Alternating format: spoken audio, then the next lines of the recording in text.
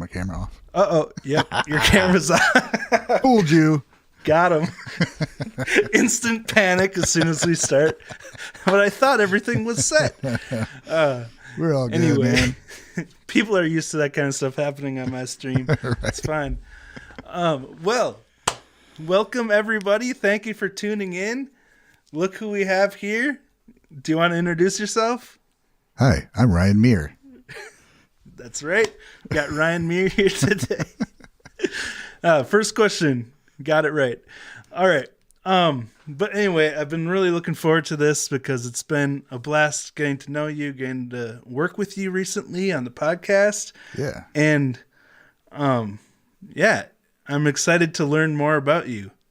But first, let's say hi to everyone here real quick. We got Patron 40 Silver, welcome.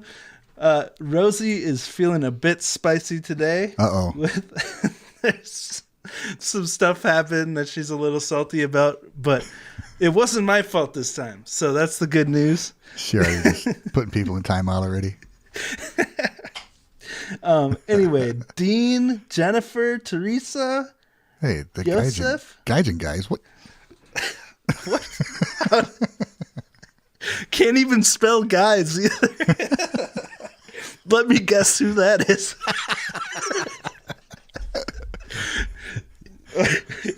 Okay. Anyway, Paul, Matt, old Mr. B, Mr. welcome. B. Purple Dracos, Wayne, That's a Steve, Hoeltzel. Jeff, Grady, Space Ranger. Thank you all so much for tuning in. Got to keep scrolling.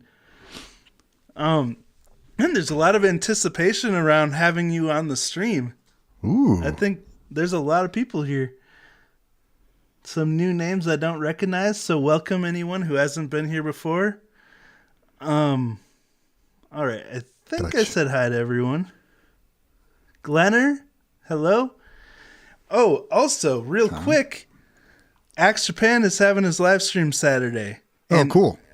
It's his first live stream, so I'm gonna, as soon as I get the link after it's scheduled, I'm gonna share it. But anyway, I just wanted to shout that out right at the top here. But back to Ryan Mear. Yes. So obviously we are connected because of music. We both do reactions to similar music. But I kind of want to get to know you a little bit. All Where right. are you from again? Indiana. Okay. Plymouth, Indiana, way up north in Indiana. Okay. About Is that- about 40 minutes south of Michigan. Okay. We were just in Indianapolis driving through. Is that close to there? It's about a little over 2 hours south. Oh, okay. Yep. Cool. Well, thank you for making time to be on the stream. I've really enjoyed working with you on our new project, the Gaijin Guys. It's still very fresh. It's going smoothly. Yeah. It's getting better every time. Yeah. But one thing, good. What's that? The response has been good. Yeah, it's exciting. One thing I've been really impressed with so far is your ability to improvise on the guitar. I saw you and did it when Alan had you on his stream when he walked off screen. And then I heard you when during the Zoom meeting before the stream started, you were playing around. Today? Yeah. Oh. Weren't you jamming on the guitar on Yeah. when I was away? I heard that coming out of my office and I was like, what? Very nice. But yeah, anytime I try to improv on guitar, it's like I get frozen hands and I can't play anything. So it really impresses me when I hear other people do it, and especially when they're really good at it. So that leads me to my first question. All right. When did you first start getting into playing guitar? I was 13, I believe. So it's been a while. 13 years old. My neighbor used to play, and he'd sit out on his porch with his Strat copy that was painted up like Eddie Van Halen's Strat, and he'd sit on his porch and he'd have his amp inside all loud, and he'd just sit out there and just play. And I'd go over there and sit and watch, and he wouldn't even say anything. He'd just sit there and play his guitar. I'm like, this guy's so cool. Using his entire house as an amp cab. Yeah. So I was finally like, I told my mom and dad, I'm like, I want to play guitar. So they the awesome parents they are, they went to an auction and they just got me a guitar, and it was, it's in a case now, but it was a horrible guitar. Oh yeah, but you still have it. They didn't know I didn't. Yeah, I still have it. It's a Maybell Carter student model guitar. Johnny Cash's. Oh wow. Yeah, it's from the Carter family. So it's from like 1930s, around there, acoustic guitar. That's so awesome. It was old. The frets are flat, a neck size of a baseball bat, and that's what I learned to play on. So I can play on anything because I learned on like the worst possible guitar I could learn on. No kidding. That's awesome. I didn't even know that there was a Carter brand guitar. Yeah, it was, I think was it Slingerland? Somehow it's tied to, I think, Slingerland, like the drum company made some, I can't remember exactly. I read up on it, but it was like it's like a student model guitar, but it had Maybell Carter's name on it. So Cool. Not really a signature guitar, but like, just a model, because she was popular, so it was a model with her name on it. Yeah. Well, I suppose there's pros and cons to getting a cheap guitar, but like you said, if it was hard to play and now you can play on anything, I guess that's a pro. Yeah. So what was your inspiration then to get into playing? Like, besides your neighbor, did you have any artists that you really looked up to? At that time, I didn't really think of music in terms of the individual artist playing it. It was just, I liked the music, and it was a lot of Metallica was heavy in rotation and what I listened to. It was a lot of Metallica, but Nice. a lot of like, Faith No More and Metallica and White Zombie earlier on, and then it got into Rage and stuff like that. So yeah, after I got into it, I had a friend of mine who played, and he was fantastic, and he turned me on to like Steve Vai and some kind of virtuoso kind of players, which I didn't really aspire to be like, but I that was stuff. I started getting more into players and started to make me know who was playing what and what band, and I started reading liner notes on everything, and that kind of set me off. Cool. So, That's interesting. The big part of it was blues, but that didn't really come till later. But early on, the probably biggest influences for playing for like Faith No More and White Zombie. Jay Unger from White Zombie had a Okay. huge impact just on like his style. And can't remember the dude's name from Candlebox. Actually, there's like one song they did that pretty much put up a wall. I got that far, and then that's like a rhythm thing I did until now. A very kind of percussive kind of rhythm thing, and that altered my style from then on. Nice. Yeah. Yeah. I was listening to some of your music, and you definitely have like a definitive sound. Like, Yeah. it's interesting you started with Metallica because everything I listened to today was more acoustic driven. I think pretty much everything I heard today was acoustic driven. Oh yeah. So- Everything that's, I don't know if I'm going to be too loud or what, everything that's out there is all written on acoustic, and that came, if you want to hear this, so Absolutely. playing like by myself at home and just playing guitar and learning what I could and trying to be able to play everything I wanted to play. I was living in South Bend, Indiana for a while, and I went into a pawn shop, and I picked up a guitar and started playing it, and then I picked up a different one and was messing around with, like I do at any music store. And the guy that was working there, he's like, "Well, here, try this one." So I grabbed this other guitar, and he handed me like a hollow body. So I started playing kind of jazzier stuff on it. He handed me something else, like whatever fit the guitar I was kind of playing. He goes, "You should come into my acoustic jam." And I'm like, "I don't really play acoustic." He's like, "I got a nice guitar. I think you'll like it." I'm like, "All right, man." I had an Alvarez, like a cheaper Alvarez acoustic, not electric acoustic, just straight up acoustic. And so I went that Sunday at a place called the Wander Inn. Great name for a bar. Nice. And played this acoustic open mic, and that's the first time. Not the first time. In high school, I was in a band. We played like one gig at like a conservation clubhouse, and That was the only thing I really did. So as far as playing my own stuff in front of people, that's the first time I did it. And Okay. it was great. And people, people clapped and they were seemingly impressed. So I came back the next week. And the guy says, after I got done playing, I was just playing instrumental stuff. And I had written words and I had lyrics and stuff, but I never really sang. So the guy said, you can sing, can't you? I said, well, I think so. He goes, well, next week I'm going to be here and I want you to sing.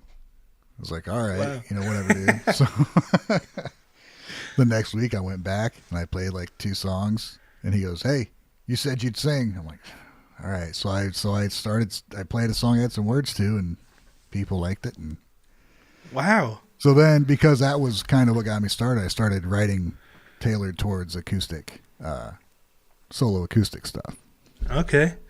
So how old were you at that point when you did your first like gig? 20, 22. It was just open Okay. mic, so no paying gigs yet. It was just open Right. mic stuff. About 22. And that was your first time singing with it too? Yeah, Wow. yeah. I barely even Must have sang been a like good to natural myself. singer. It was. I mean, I sang a lot like by myself. Nobody ever heard me sing. So Okay. So you were accidentally practicing? right. So that kind of tailored my style because it became to where I would. I'm kind of a sloppy player because I hit like all the strings almost all the time, but I got real good at muting the strings because when you're playing solo acoustic, you don't have any other rhythm going on. So if you can play a few notes here and there, but you hit all the strings to get that percussive sound. So that became part of my style. Interesting. So yeah, it's kind of hard to break that though. I can't really do a lot of intricate picking. That's why I got real good at legato. So I just have to pick like 2 or 3 times so I can go across the whole neck. Oh yeah. Well, I mean, your improv sounds pretty intricate. Thanks, man. From the outside. It's interesting though. You said when you were at that guitar shop, like whatever instrument you got, kind of you channeled the sound that you associate with that. But then would you say when you got this new acoustic, that's when you finally like really started to form your own sound? Let's see. After I played there, the guy, I mean, he worked at the shop and they had crafter guitars there, which were, I think it was people that came from Ovation, left Ovation and started their own company. And so he had crafters there. So I got that blue guitar that you've seen on some of my videos. Yeah. It was that one. So I've had that guitar for a long time. The one from the onset cover? Yeah. Okay. So I got that. So that's the first like nice acoustic I had. And I play that thing all the time. Nice. All the time. It's been in many places.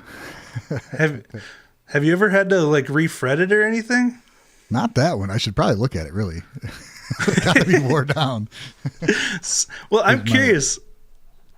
My G&L, it wore down in probably a couple of years. I had to crown and level that one. Oh, wow. Yeah. So I'm curious, since you're talking about your guitar collection, how many guitars do you have? Somewhere between 25 and 27. Nice. Okay, so I won't make you go through all of them. I can't. I got a lot of. It's not like a really nice collection. I have probably 3 or 4 that would be considered, valuable. The rest, I like cheap guitars and tinkering with them and kind of getting a cheap guitar and making it play nice and Nice. So you're like a kind of a luthier then? Do like amateur? I can solder something in so it'll play, but the solders are like horrid. Okay. Yeah, okay. So we're kind of in the same boat there. Like I dabble, and as long as you don't get too close, they look pretty good. Nice. Hey, as long as it works, right. That's all that matters. Like for me too, I bought this like $100 Xavier guitar. It's the Guitar Fetish brand. Yeah. You probably heard of it. Yep. And I drilled into it and just went to town on it, putting a bunch of crap into it. To get the guitar I wanted, that would have been like over $1,000. So, right. I like doing that, because I played in some bands and I liked having a cheap guitar and, people like, man, that sounded great. What are you playing? I'm like, $100 Washburn. Nice. And I wouldn't do much other than just, setting it up. I I would change pickups sometimes, but that's about it. I got one cheap Washburn I modified quite a bit. Nice. But yeah, it was just fun to me to take a cheap guitar and just go shred on it. And I don't know. It's amazing how much of the value a guitar has when you buy it in the store comes from like the actual setup. Like, you know, leveling out the frets, getting the intonation set, adjusting the truss rod, everything that it takes a personal touch to do that you can really do yourself if you learn how. So getting that cheap guitar and doing all that setup on it, that's really cool. Yeah, this one, I'll grab it here. This is kind of funny.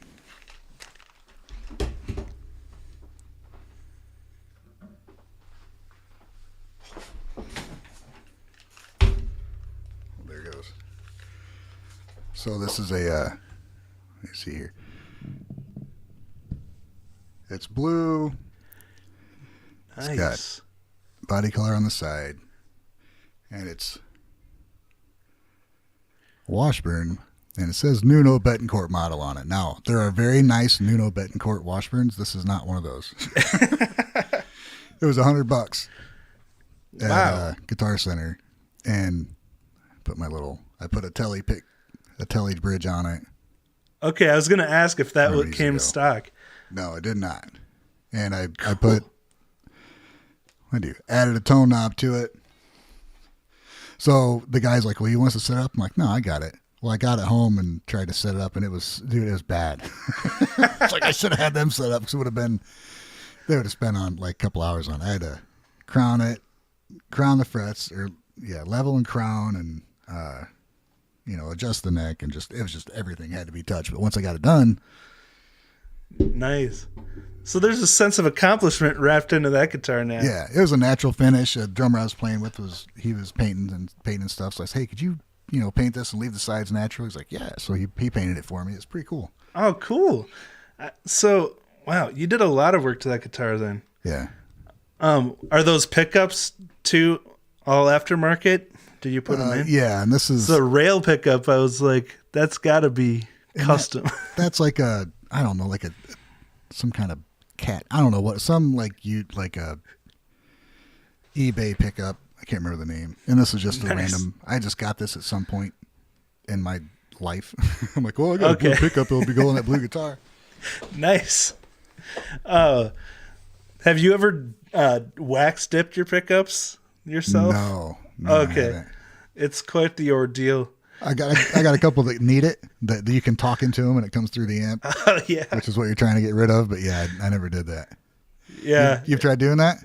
Yeah, I did it. I got one of those $160, what's the brand again? Firefly guitars. It's a Les Paul copy. Okay. And the pickups were super microphonic.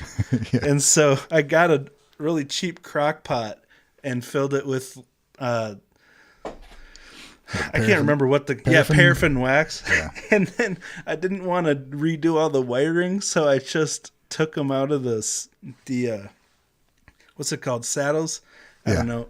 And then just dipped them in while they were still in the guitar and like wrapped the guitar in towels so it wouldn't get wax on. It was the jankiest job ever, but it worked. Well, that's good. The hardest part was just not dripping wax on the guitar itself. I got one of those Fireflies. I got a hollow body, like a ES335 copy, a blue one. Oh, cool. I just kind of gave to my boy. He's been wanting to learn lately. So nice. How is that? It's okay. It plays okay. The pickups need changed, which they're not going to, because if you ever tried changing pickups on a hollow body, you probably do it once and that's it. Yeah, there's no like thing you can unscrew. Yeah, I did that on my Gretsch, and I'm not really anxious to do it again. I got enough guitars. You have to do all the work like through the input and then down the pickup holes? Yeah, like, get a fishing line and tie around your knobs or jacks to like pull through, and it was... Sounds like a pain. It was a pain. Fascinating. That's why I still have stock pickups.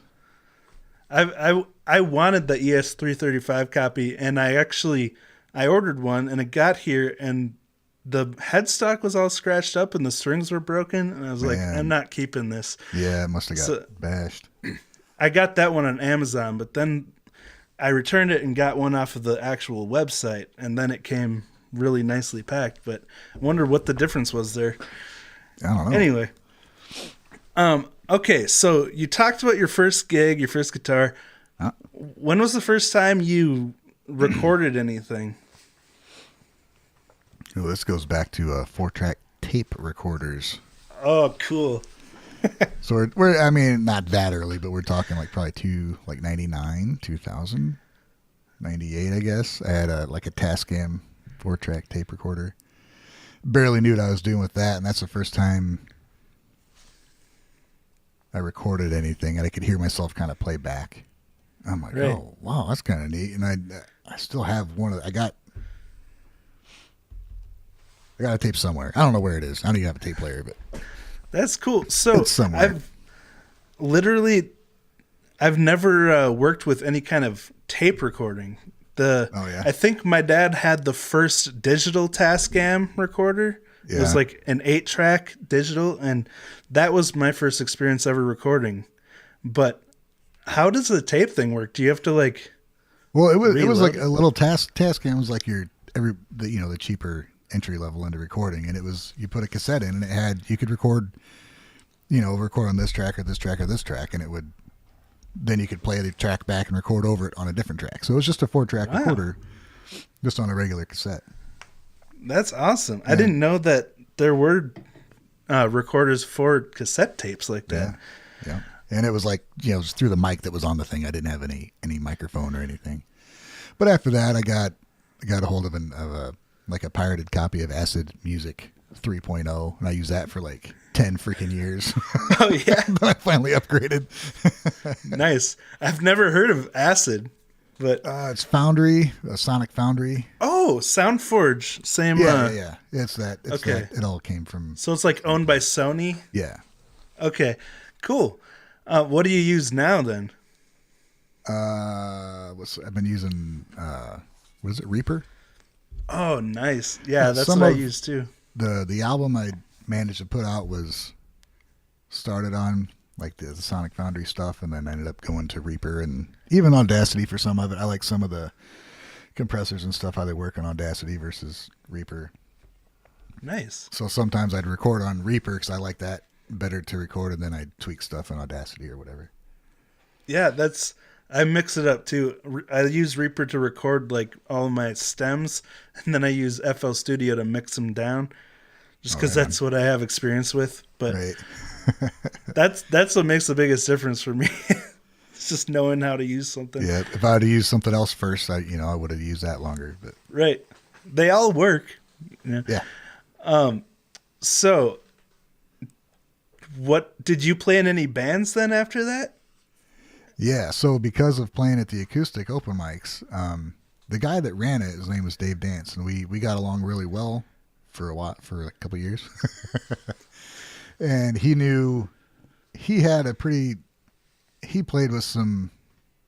toured with some musicians. He played down in Memphis and toured with some pros and stuff. So he knew what he was doing. He knew a lot of local people. So he's like, hey, well, I'll have you talk to this guy or this guy, and ended up joining a group called Common Ground, which is like a blues group. It was,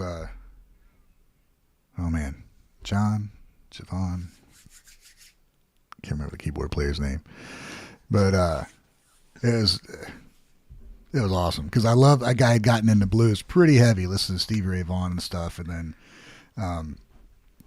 having these dudes bring me into their band because I was white and they were not. I was like, oh man, I feel like accepted. You know what I mean? Nice. It's just, I don't know. It may sound a little ignorant, but I don't know. My town is a very white town. Right. So yeah, it was just cool. Saying. It was just a cool experience, and the band is called Common Ground. That's what it was all about. So we just played, and we played some. I don't know. We played just locally, but go out and just play blues. It was a cover band, and cool. All these things I've been hearing on the radio forever. We just got to go out and jam, and I would just go out and I learned a lot from those guys, and nice. Still in touch with a few of them. And then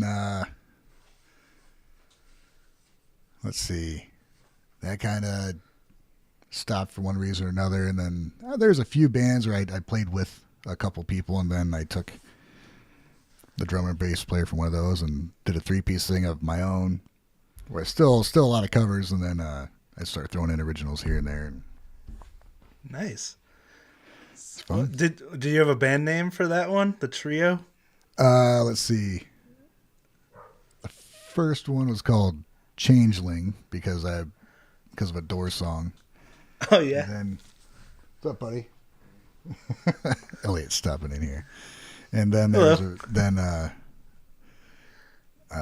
second version was called Shift. Cool. So that nobody will ever hear anything by him because nothing was ever recorded. I can definitely hear that blues influence though in your guitar playing now. Yeah, thanks. It's really cool. So has your taste changed? Like, do you have a current favorite guitarist? Oh, you know who my current favorite guitarist is. Konami, Yeah? man. Nice. I didn't want to put words in your mouth. Like, it's hard to pick favorites, but okay, that's really interesting. How did you first become introduced to Japanese music and get into BAND-MAID? From once I started doing the YouTube stuff, and it's funny too because a lot of reactors that are into BAND-MAID got into them via Nightwish and vice versa. It's like, oh really? These completely different bands have some kind of common ground, and because I had a few things up about, I think I started with Metallica, and it's like reviews because I had heard everything, and they didn't go over too well, honestly. But somebody saw those, like, hey, you should check out Nightwish. I'm like, all right. And then like the first Nightwish video I did, somebody said, hey, you should check out BAND-MAID, and I did a couple other ones, and I finally checked them out. And wow. You know, my family's had to listen to them ever since. Right? Nice. So that's fascinating. They must just be because they have really strong communities on YouTube. Yeah, I don't know. I think because I don't know what it is. I think even though Nightwish fits within a genre, they're unique just in how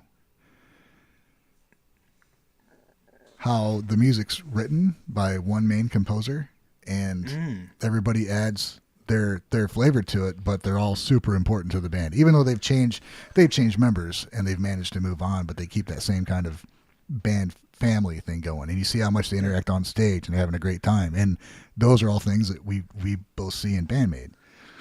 Interesting. I don't know if that's it, but I know a lot of people like, oh, I don't know. It's neat, but I've never thought of it that way before. That's really cool. Yeah. I have a new appreciation for that now, that connection. Because obviously someone who was into BAND-MAID or something had to suggest Nightwish to me. yeah. I don't remember how I first heard Nightwish, but I mean, I started with Yoyoka, so Yeah. it seems like all the people who like good music are, into a lot of the same music. They like good music. So do you have any guitars that you don't have, but they're kind of your dream guitar at this point? Oh, let's see. Well, I just got one recently. That Alvarez Yairi guitar is one that I've wanted for years and years. Yes, I said when I opened it, I'd wanted one for years, and I kind of forgot about him. And then once I saw him, BAND-MAID playing, Konami was using it, and I was like, oh yeah, I forgot about those guitars, and I could finally get one, so I got one. Oh, that's what she uses for acoustic? Yeah. Oh, the Alvarez cool. Yairi, and then he went on to have his own name branded with Yairi, not associated with Alvarez after that. But I think he passed away in 2015.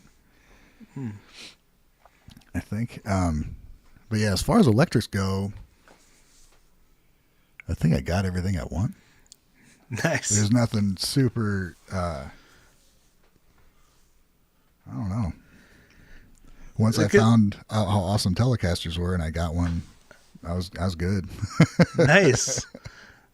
Yeah, there's definitely a balance because there's only so much space you can make.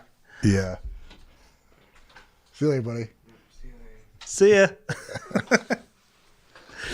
Yeah, I like to ask people how many guitars they have because Rosie's always on me about having too many.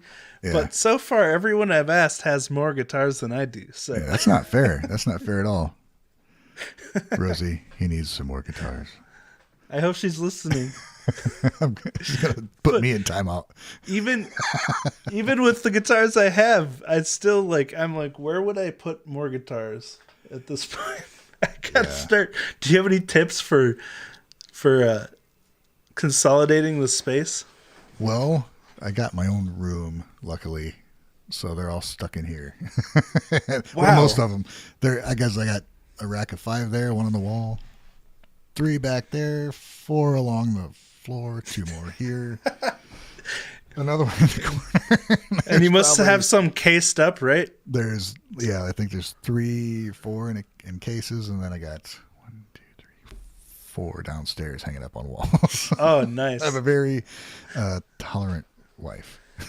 No kidding. Yeah, that's what it takes when you're a musician. Like, you got to have that the supportive partner. See, I like playing a different guitar. Like when I go play a show, I like just grabbing a different guitar and playing it. I wasn't stuck with one. Nice. And I drove the guy I'd play guitar with nuts in the last band I was in, and he'd spent a lot of money on one guitar, and that's the only one he played. And I'd pull out like whatever cheap ass guitar I wanted and just jam with it. And it would. Nice. I'd always get the same sound. I'm like, dude, I get the same sound with this one too. Weird. And I just give him shit about it. And I had like, he had this like rack of pedals and his guitar, and it was a super expensive amp, and I had like a PV 112 and a couple EQs and an overdrive pedal and a wah, and then like $150 guitar. Nice. Well, we're similar in that way then. We're both very like essential, like kind of bare bones, I guess, because that's kind of how I am too. Like anything I need, I have, but otherwise I don't go too crazy. But yeah, what do you do if you break a string and you only have one guitar? Right, you gotta have another one. Gotta have at least one backup. All right. I have a question because you're really good at improvising. So this might not apply to you, but do you have a go-to riff or song that you always play when you sit down with a guitar? Actually, because of that, a song was born of that penchant of playing the same thing every time I sat down with a guitar. The song Betsy Becker. Oh, I was actually... Huh? I was listening to that, and I was going to ask you something about that specific song later. Nice but segue. Sorry, I won't interrupt you. So every time I got to where I would pick up a guitar and I would play those chords, the intro to that. And it was just a thing I did. I didn't have any plan for it. I just played it. I'd check the tuning by playing those chords. And then one day I'm like, I should write a song out of that. Because I'd be at practice and I'd play it and like, what is that? I'm like, I'm just playing chords, man. Nothing, no big deal. And so one day I was like, well, it sounds nice. Maybe I'll write a song about it. So I just kept playing it. And I realized it was in like 3/4 time. I'm like, oh, okay. Actually, when I played it at the band, they're like, oh, I like 3/4 stuff. I'm like, what? I didn't realize it. So, let's see, what was I doing? I can't remember the order. I was watching Peaky Blinders, that series, Peaky Blinders. And it just happened to be when I thought about writing that song, I was watching that show, and in the show, a woman went into a bar and she said she wanted to sing, and the bartender's like, we don't have singers here. And I'm like, huh. Well, then she went on to sing, and they let her sing whatever. And it just, that idea stuck in my head. It'd be cool if somebody could sing a song so good that, you know, that's what the song became. Was Betsy Becker came into this bar and she wanted to sing, and he said, well, if you can sing, you can stay, but if not, you can get out of here, you know. And she said, well, as soon as I start singing, you're going to be singing along. And the story is, she sang a song so good and nobody had ever heard it before, but everybody knew it.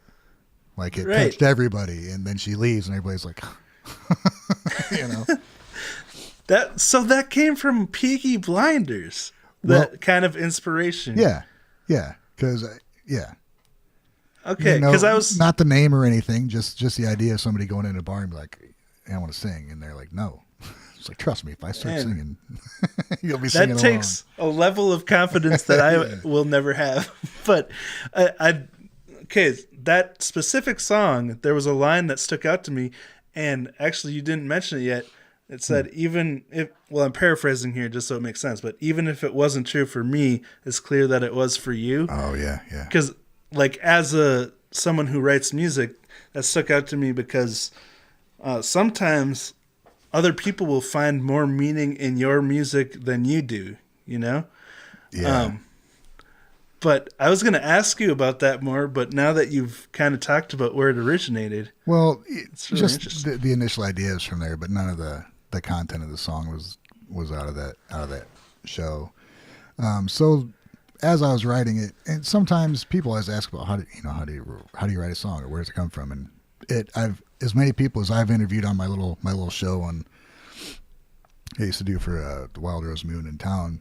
Everybody seems to go through the same phases. Either it comes to you immediately, or you have the music and the lyrics come, or vice versa. It works out different for everybody, and it seems like I'm like, I realize that everybody has kind of the same process, but it's many processes. Right. And this is one where I had the music, so I started playing the music, and then that idea popped in my head, and I wrote it. I got some advice from a friend of mine about writing a song. He's like, you want to have like a story, like, a beginning and a middle and an end. And as I was writing it, I wanted it to be like kind of like, gosh, I don't know. I don't know. I didn't like have an idea. I just started writing it. And as I was writing it, like that line you mentioned is one of the favorite lines I've ever written. I love that line. Oh, and cool. When it just popped in my head, I'm like, oh, that's pretty good. Yeah, it is. Like, I hope other people think it is. Well, that's awesome. Yeah, it resonated with me a lot. And it's because of that, like you said, and that's what the internal point of the song was. Everybody related to it, so they all knew the song, but it was, is this song true? It's like, well, even if it wasn't for me, it was for you, it touched them enough that, and then, what's the bartender says? He spoke of a woman and a man and a boy. Each one took some of his love, and it turns like a story and a song instead of a song. That I even tried to write his song and confused. That's so interesting. I'm glad that you gave us some backstory in there. Let's see here. I jumped ahead now in my outline. Uh-oh. Well, speaking of which, though, if you haven't heard Ryan's album, A Small Place in a Big World, you call it an album or an EP, or does it not matter? I call it out. It's only like 8 songs. So collection of songs? It's the stuff I had at the time. Sweet. That's on his channel, and it's on Spotify, I know for sure, but is there every streaming service you can look it up, it's on there. Cool. The guitar work on the album's really beautiful. Thank you. Also love that See You Tomorrow track. It's got like that bouncy reggae feel. Yeah. And I played it in the intro, and you mentioned that it sounded so much different when you actually wrote it. Yeah. See, that's another one. The intro to that I had for 25 years. Oh, yeah? Literally. I was listening. The chords actually came from, I was learning some Stevie Ray Vaughan stuff, and the chords came from one of his songs. Oh. And they're chords I hadn't had before, so I just started messing around with them. And the intro part is what I came up with. And I would play it occasionally, and then I would just play something else. I never took it any farther. And as I was, when I started working down at the Wild Rose Moon in town, I was like, well, maybe I should develop this into a song. Kind of the same thing with the other thing. I had this idea sitting there forever. I'm like, oh, well, what am I thinking about when I play it? So it was a nice day out, it's summer, and I played it, and whatever I was thinking of, I just wrote it down, and it became that song. And it was actually this song I was thinking of when I was trying to explain how I wrote the last one. Holy crap. Oh, cool. So anyway, this one went through, I had all the verses written out, and I had it written down on a piece of paper with arrows going from one to the other, because I wanted it to be like a reveal, like at the end of the song, like, because Nice. So you were storyboarding the song. I really was, and it took me. Probably the song it took me the longest to sort out because I had the lyrics I wanted, but I wasn't sure which order I wanted to put them in and all this stuff. So yeah, that intro part was just, plucking those chords and a little bit of a Santana-esque feel to it. Yeah. As far as I could muster. I liked how it switched between chords and like little licks. Yeah. So all I had, it was just acoustic, with that bouncy feel. And so when on the recording, when the bass comes in, it just completely changes the feel of the song, completely changes it. And when the tambourine starts shaking, it's like, yeah. And that's me at like a tambourine sound on my electric kit, and I was just like hitting the cymbal. Oh, wow. With my little Elisa's kit here. So did you do the drums yourself then? Yeah. Oh, cool. I did everything on that album I played. Even when keys come in, and what song is it? I think it's in that one. That it has like the on the upbeat on there. There's some keyboard in there. Yeah. And but I mean, you figure out a chord, you just play it. I don't like play piano, but I can insert a part if I had to. Cool. Yeah, I'm in the same boat there too. But I want to go back. You mentioned Wild Rose, and you said you interview people. What's that all about? Wild Rose Moon is a little non-for-profit place here in town, and the guy who owns it, he's been into music and art like his whole life, and so I go down there and help out. We do radio shows there. We record them. So on wildrosemoon.com, they got a YouTube channel too. Oh, cool. And there's radio episodes we record it live. Excuse me. And for a lot of them, I do a Mevo, and I record the whole thing on video. And I've done a few guest spots on the radio shows, and then there was a show called Moonlight, which during the summer we do every like twice a month. We have local artists in, and they could be poets or musicians or artists, whatever, and we'd talk to them and just give them a little bit of an opportunity to talk about what they love. So. Nice. I ran sound and video, played the intro with the guy who was hosting it and asking questions and stuff. It's fun. Nice. Well, that makes this even more intimidating because now I know you have experience. not a lot. I was usually behind the board. So. Okay. But you did talk on there too? Yeah. If I had thought of something, I'd pop a question in here and there. I had one interview with the guy. It went pretty well, but. Yeah, nice. It's fun. Because it's clear like you have a really good speaking voice, good radio voice, deep and... Yeah. like molasses. Yeah. It's like dude, when I was little, I watched Looney Tunes all the time. Then I found out that Mel Blanc did all the voices for all the characters. So I started doing whatever voice I could and really kind of like just working my voice, and I'd love to do like voiceovers or voice a cartoon or something as like a dream that like nobody knows I have. I now people know, but no way, something like that, That's awesome. So, is that why? Do you think that's why you picked up singing so quickly? Maybe because I worked a lot of just trying to hit certain voices or certain styles of voice and everything. I sang along with a lot of stuff, so. I don't know. Ah, so you were exercising your voice muscle without even thinking about it. That's so probably cool. Before I even knew what the hell I was doing. Yeah. Wow. So now everyone knows your secret dream. Somebody give me a job in voiceover.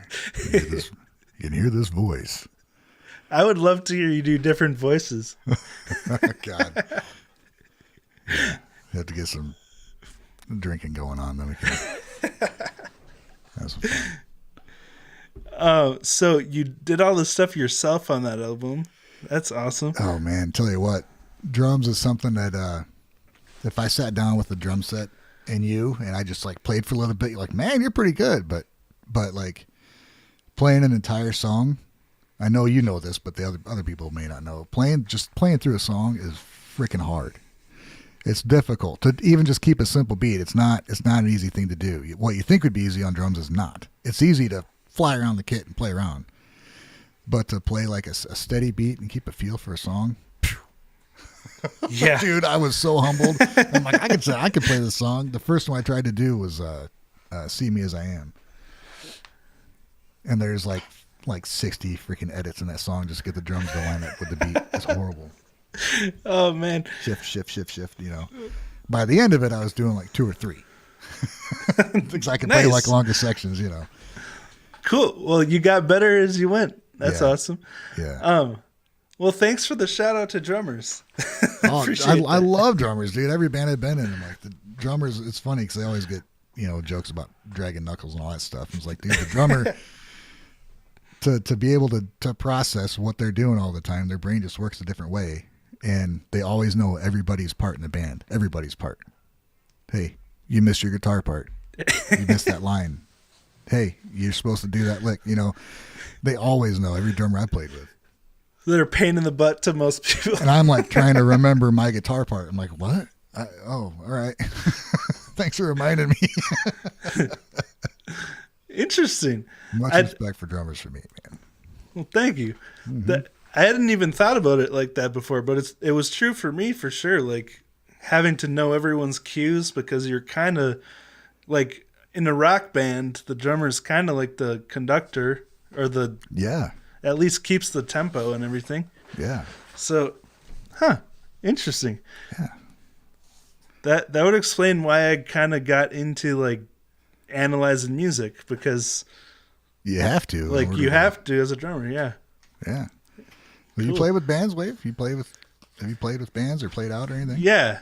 Well, my dad was a keyboardist, so I kind of jammed with him while I was growing up. Oh, cool. But then when I was 10 years old, I was in my first real band, and we played like some of their original stuff and covers like Weezer and Green Day and, you know, that kind of alternative rock stuff. Yeah. And I was actually, we can kind of relate. I was in a funk band called Signature, and I was the only white guy. Yeah. So, of course, I was playing guitar actually in that band. Oh, right. And we play that funky music, of course. Yeah. Of course. But it was an awesome experience. There's just, you know, so much energy and soul. Yeah. And then actually the bassist from that band, I started a rock band with him and my dad and some other people. It was in my late teens. And then I was in one other band in my mid-20s that we kind of did, I don't know, more rock stuff, and I played guitar in that. So actually I haven't played just drums in very many bands. But so was that your main thing on your own? Was drums? Then you just picked up other stuff to... Yeah, well, drums was the first thing I ever played. Okay. But I started playing guitar when I was, I think, 7th grade, around whatever age you are in 7th grade. Yeah. So that kind of became my main focus, because I felt like I had already conquered the drums. But now I'm like rusty on drums because I took it for granted too long. Yeah. And I feel like you were talking about, the amount of focus it takes, just mental stamina to remember what you're going to do. Yeah. I've noticed the older I get, the harder it is for me to play through a full song. But, interesting. Yeah. Well, thanks for asking. Yeah, I'm curious. That's why one thing I was excited about talking to you about, because we both, you know, we do multiple things as far as instruments go, and I don't get to talk to a lot of people that do that. So I was going to be like, man, I want to ask him about drums and how to get to a feel of a song. I started a cover of a Man in the Box, Alice in Chains, and I'm like, well, this beat's not that bad. I can play that, you know. But just to get the right feel for it and not be all like stiff when playing, I don't know. I'm like, man, how do you get a feel? Because I can do that with guitar easy, you know. I can get into it. I can feel it. In drums, I'm still like not sure what I'm doing. So right. Well, different thing. Like when you sit down with a guitar, you're nice and relaxed, you know, because you feel comfortable there. And that would be the first thing, is just to like mellow out and relax. Right. And, you know, but I mean, it's all about practicing with a metronome and stuff like that. Man. Or just playing along with the songs that you're trying to sound like. I mean, that's what I did. I never played with a metronome till I was actually in a band. But cool. Yeah, I didn't until I started recording stuff. I'm like, well, I can't play the drums first, so I played, like, it's pretty common. You play the rhythm track to a a metronome or whatever, and click track, and then lay the stuff back over the top of it. And that's what got me, because I could play to myself, but trying to keep the drums in time, like real time, was because whenever I would do a fill, I'd speed up, because in my head, a fill is like a fast part. So like, dude, you have your beat, then I do the fill fast, and I come back into word. I'm like, what the hell was wrong? It was so frustrating. Yeah, that's so another thing. The fills seem like they're so slow now. Yeah, that's the thing with playing with a metronome. I think it helps a lot with fills because you're playing different patterns. Yeah. And you practice, like 8th notes, 16th notes, everything with a metronome, and you get used to counting as you do the drum fill. Because like every drum fill is just a combination of note values put, along with the click track or whatever. Yep. So if you just count your way through it, it's a lot easier to stay on rhythm there. I used to, before I even had a set, by playing along with the CD, I figured out like hi-hat and snare, and with moving my feet, like because I love drums. I always wanted to play it. So I figured out how to do that just by listening to stuff and be like, oh, this needs to keep doing this, and this comes in every other one or whatever. So when I started singing and playing guitar, because I hadn't really sang and played at the same time, the way it worked out in my head was like it was a drum set working out your strumming pattern with your fingering pattern and with your voice, was like they all had to fit together like you're playing drums. This falls in with this comes in this part, blah, blah, blah. And that's what got me able to sing, even though I didn't even really play drums, but that's how I related it. Wow. To like the pattern fitting together, Yeah. Interesting. I applied the same kind of thing when I was learning to sing with playing guitars. It was definitely like slowing it down, breaking it down into like this comes here, then this comes here. What note or what word lands on this note when I'm going to strum, so I know where. Right. Yeah. Yeah. Like, sometimes there's stuff that just doesn't line up, and it's like, I don't know how it's definitely something like people should appreciate is when someone can play and sing at the same time, because it takes a lot of work to get there. Well, unless it's you, then it takes a week. What? you played and sang after like a week after someone was like, you should sing. Yeah. That's impressive. The impressive part is that people liked it and wanted you to do it again. Yeah, that was like, oh, okay. Yeah, that was fuel right there. Like, oh, I'll come up with something else. Because I had probably 4 songs that I had written with lyrics and stuff, and I was the only person that heard them, and then I started doing that, and like, oh, this is, people want to hear this stuff, and then, it was cool. It's been fun. Some of the songs on the album they're pretty old. Some of them are new. I wrote that for a gift for my family for Christmas, because my mom is always like, well, your grandma wants to hear some of your songs, and I want to hear them too, so just make us an album, record some of your songs. And I did it before, and it was pretty not very well done, but they didn't care. They just wanted to hear them. And this time I was like, well, I think I could do pretty good with this. And when I got done, I'm like, I think this is actually good enough to like put out. Nice. So I put it out. That's awesome. So is this learning about publishing and all that stuff? Cool. Was that your first album then that you put out? Yeah. Nice. I really want to get us together to make. Well, first of all, we got to make an intro song for the to play during our starting soon screen for Gaijin Guys. Yeah, we do. It'd be. I was thinking I might like lay down some kind of drum pattern that fits under that 2 minutes, and then send it off to you to see what you do with it. That'd be awesome, dude. I'd love to do that. Cool. And then we could send it to Alan and Champ. I don't know. So Champ plays guitar, doesn't he? Yeah, I think so. Every time I ask him about it, he's like, whatever. Yeah. Doesn't answer. But he's probably like a freaking guitar god and just doesn't want to say anything. I want to make these guys look bad, right, Champ? It would be really cool if all four of us could pitch in on making like just a little 1 to 2 minute intro song, like an anime intro. That's what I was going for with my little freaking 15-second thing. Yeah, that was sweet. Maybe we can build off of that vibe, that theme. Epic freaking. Yeah. Get Renji to animate some characters and animate it. Yeah, make More little Renji, manga ones. versions of us. Yeah. Yeah, that I love that intro screen. Just the music and the art, everything is so cool. Awesome. I'm glad that we were able to combine our skills for that. Yeah, that was cool, man. Had like an idea for a little bit of a animated thing, and you're like, "Oh yeah, send me the images. I can make it happen." I'm like, "Fucking sweet." Awesome. So, okay, let me find. Oh, so you kind of talked about how you started writing music. Your whole album's kind of from stuff over the years. Yeah.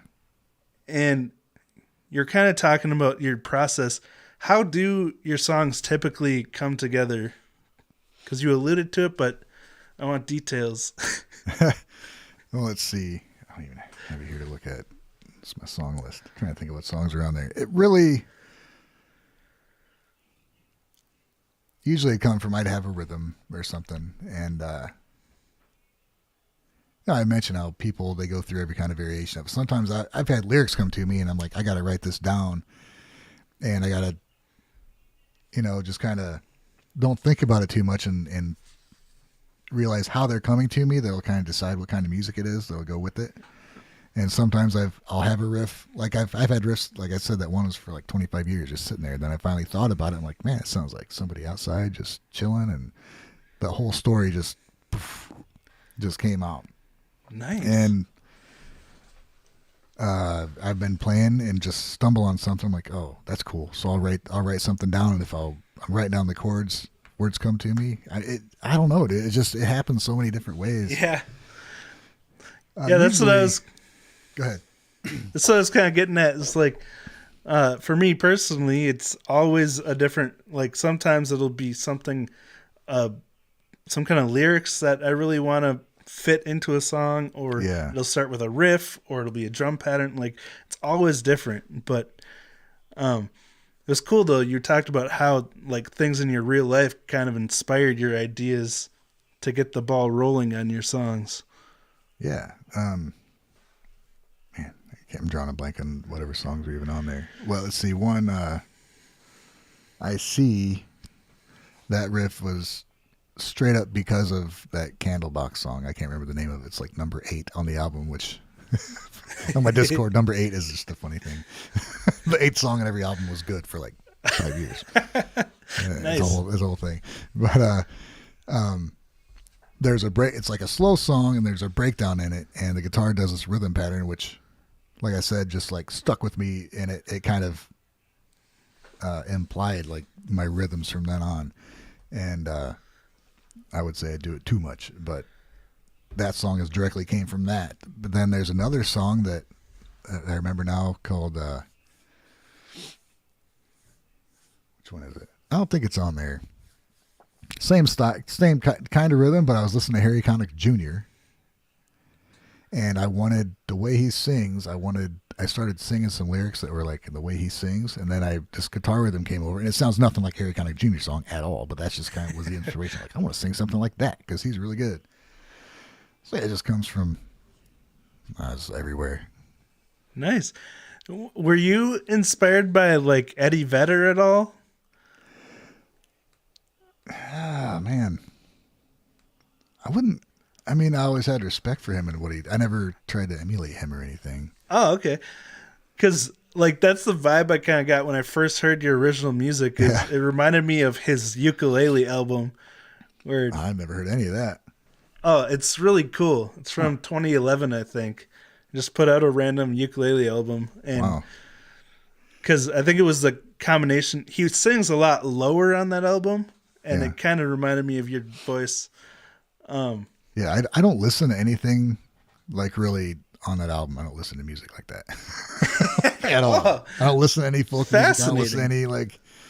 There's a couple tunes on there that are kind of country songs. So I was playing with a modern country band. It's the last one I played with, and so I wrote a couple songs that fit in there, and that's at Grandpa's Garage and Highway 31. So yeah, I don't listen to stuff like that. That's I love really playing interesting. it. Like I don't listen to folk music, but if I'm at the Moon and there are a lot of folk artists come in there, I love seeing it done live. Like I love seeing it done live. It's so impressive to see two people do main and backing vocals and rhythm and lead and all this stuff just with two people is amazing. And so I don't listen to it, but when I hear it, like in a live setting, I love it. Cool. Yeah. It's so interesting to think about how a lot of the artists we listen to, maybe the stuff that inspires them doesn't sound anything like what they actually, write. Yeah, because still my main inspirations are probably like Stevie Ray Vaughan and like Faith No More and Nine Inch Nails. You don't hear any of that in any of this stuff. Maybe a little bit of Stevie, but yeah, it's kind of crazy. Interesting. So you also do graphic design. Yeah. So, like I said before, you did all the artwork for Gaijin Guys. How'd you get into that? That was the first passion for me was art. When I was young, I'd go in a room. My dad would be working on. He did portrait drawing, and he did it, freelance. And I just thought it was just really, really cool. So I started drawing, and lucky enough, he was able to show me how to draw. So I just started drawing. As soon as I could kind of hold a pencil, I was always doodling and drawing cars and faces and whatever. And that was like the main thing for me all the way up until I started learning guitar. And then they went kind of hand in hand. And I really love doing kind of logo work and graphic work like that. So after got out of high school, I went and worked for an embroidery company doing the digitizing for embroidery, but then I worked my way over to the graphic design part of it. Oh. And got to do some screen print work and separations and all that stuff. And it's just, I don't know, I love doing it. There's something about like a logo that's perfectly designed that I'll just sit there and stare at it. It's like perfectly balanced and just articulated in such a perfect way. And nice. I have nobody to geek out over that stuff with. So it's all in my head. That's awesome. I'd never given that much thought to a logo. Yeah, I mean, That's if really a logo looks good, there's a lot of thought put into that. This line or that line or whatever. Right.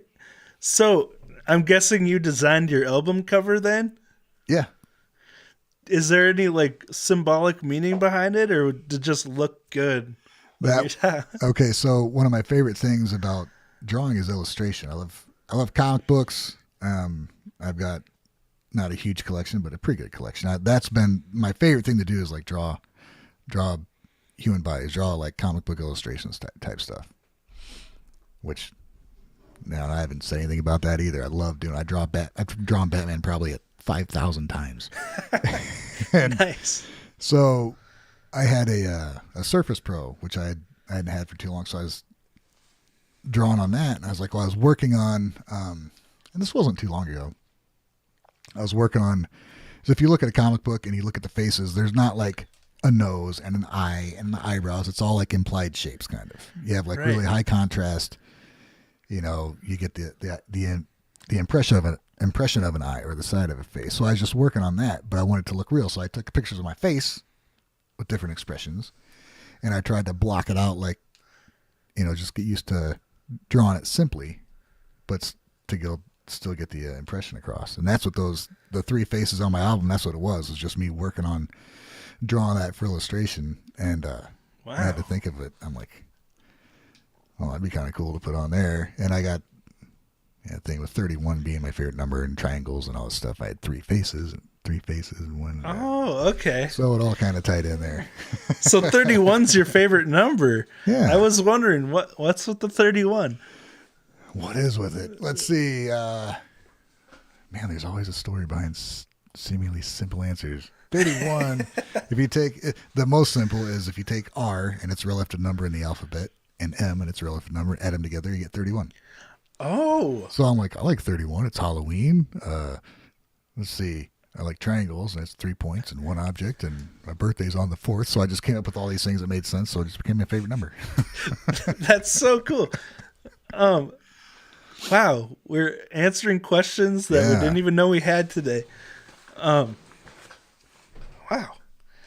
it's cool how like when as artists when we put stuff together, like they can have so much symbolism in our head. Yeah, and then like we never tell anyone else about it. Right.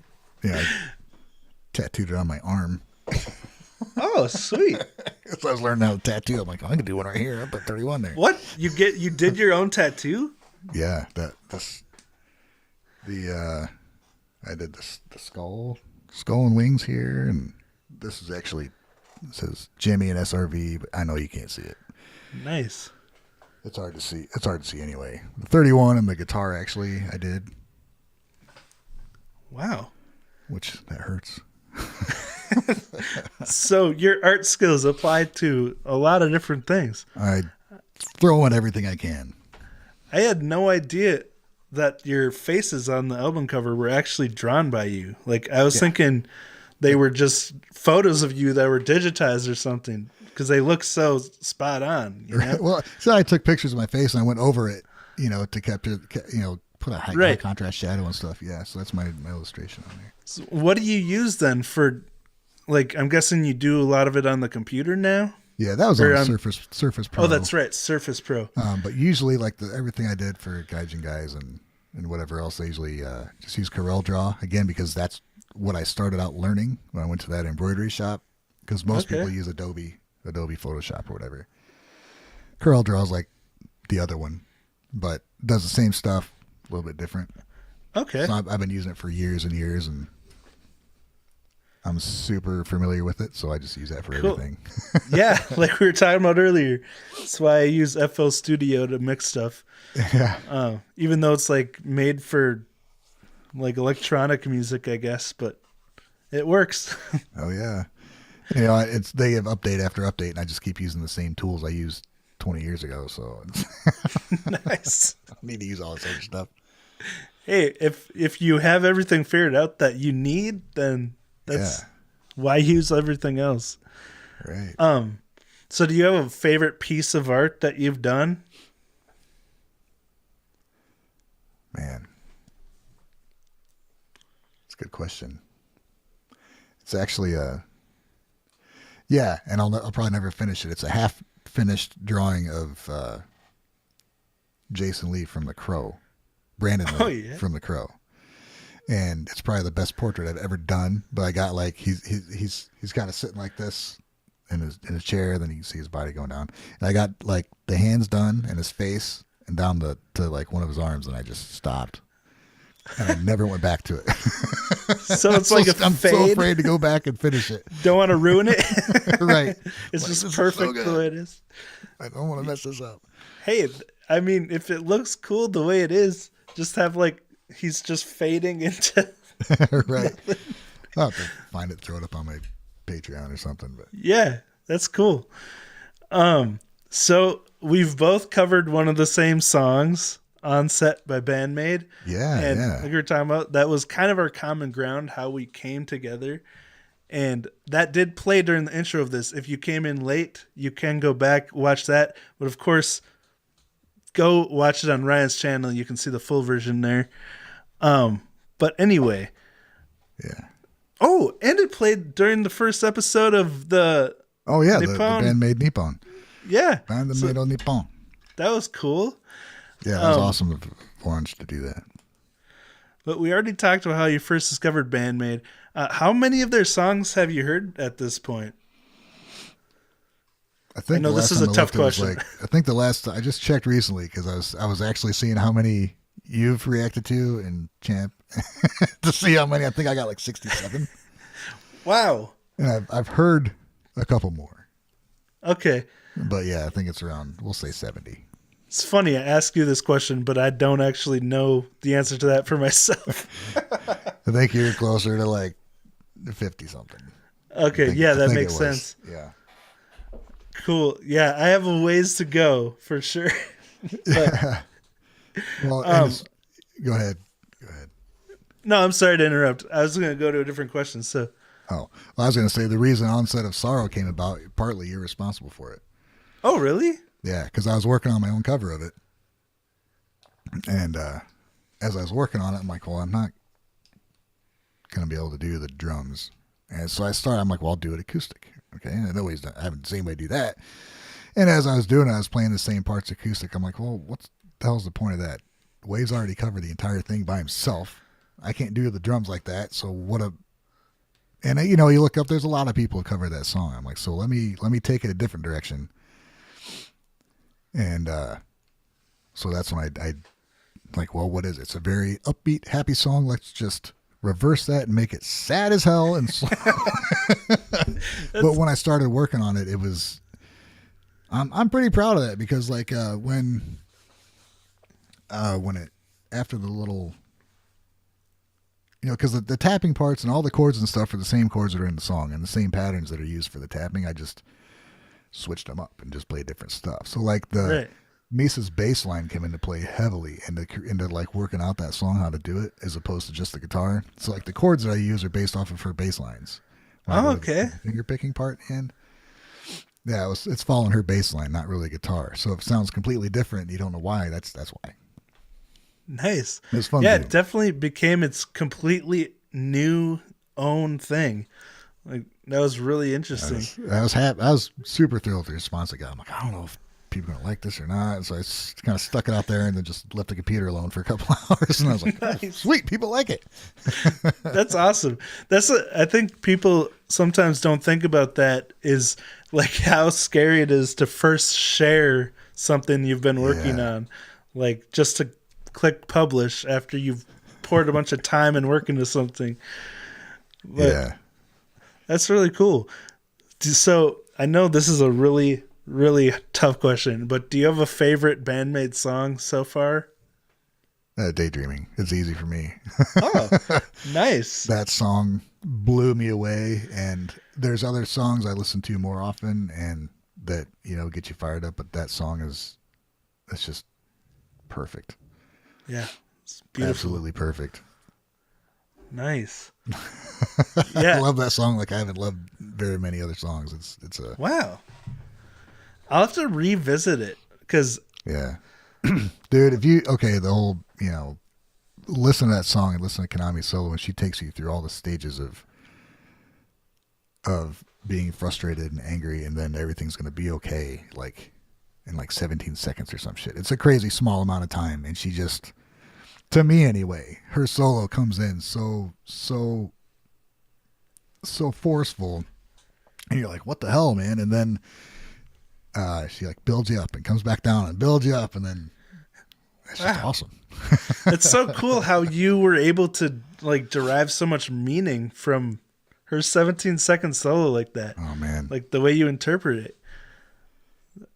Yeah. 'Cause for me, I'm like, whoa, I can't believe she's doing that. But like you actually have that emotional connection to the notes and everything. Yeah. Well, because, the premise, what was it? It's it's about like a love you can't have. You want to, you can't have it, I think is kind of the idea that it's like it's frustration and love and passion. And then, it's all nice and calm. But she comes in like on fire and that's your frustration and your love and passion. And then eventually, things are going to be okay. But, I don't know.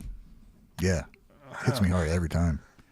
Yeah, I gotta revisit it. Like Matt said, Matt must have been the first person who requested that for me. He's like, do it again a second time. But I should. Yeah, do a deep dive on it, man. I did it a lot earlier in my BAND-MAID experience where I didn't know them as well. But what were you gonna say? So do that deep dive because lyric wise, and then how Psyche sings those.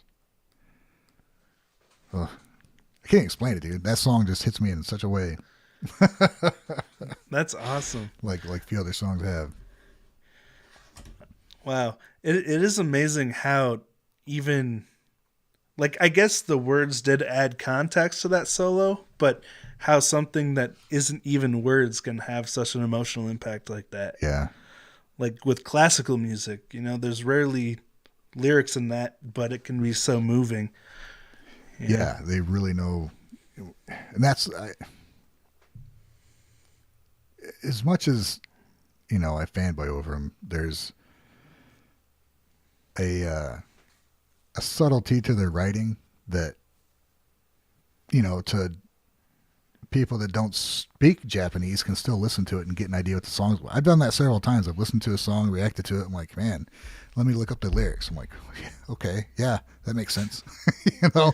That's what I was feeling. Like they can tailor it, just, it's just great. And that's like with classical music. Every time a composer wrote a song, they have something in their head and they're trying to convey that emotion. And it's kind of, you're not getting the exact emotion, but you're getting a hint of it, and it makes you feel a certain way because it's, a way one note changes into another note. It can be sad, it can be happy, it can take you, So you ever listen to a song and you find yourself smiling and you have no idea why? Oh yeah, because it's just those happy notes. I guess it's just music is it's an amazing thing. Yeah, the way like different notes interact with each other and the movement between them can do that. Well, and I guess it makes sense. Like for me, I'd always forget to look up the lyrics, so I'm literally just focused on the music and the composition. Mm-hmm. But even not ever being able to understand most of the stuff going on unless there are captions or it's English or anything, I am still so just blown away by the arrangement and the feel of the song. Yeah. Like you were just talking about.